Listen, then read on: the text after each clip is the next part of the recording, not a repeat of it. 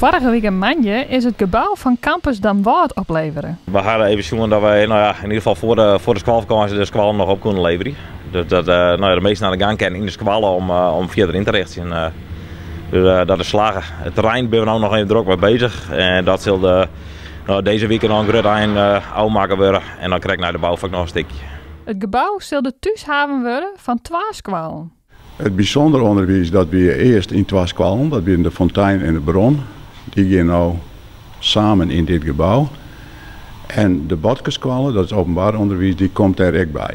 Die squallen die gaan net samen, maar die blijven gescheiden, maar die binnen wel in een campus Damwâld het worden hier. Die squallen die moesten vervangen worden, die werden al hier afgeschreven en toen hadden ze bedacht van nou, hoe maken we dat op nieuw stal gaan. Nou, en daar is uitkwam dat er een campus gebouwd wordt zo. En daarnaast weer de sporthal, de bovenslag, en die wie ik verouderen, wie ik afschreven. En toen had de gemeente het idee bedacht om dit in een gebouw onder te brengen. Dat is ook wel zo goedkeerd natuurlijk. Het gebouw is net speciaal, maar wel de nieuwste technieken erin verwerken. Hè, qua installaties bijvoorbeeld lucht-waterpompen en heel veel zonnepanelen. Heel veel bijzondere technieken hebben we net. Alleen het gebouw had wel mooi, het is vrij licht van binnen.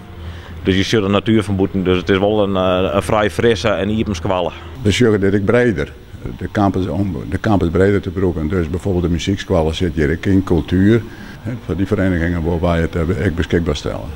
En dan is dit wel de mooiste ruimte. En dit is die squallen en die sporthal die zijn verbonden door een centrale hal. Nou, je kan hier bijvoorbeeld voorstellingen houden en dan kan je dat broeken als tribune. En je kan hier ook bijeenkomsten houden enzovoort.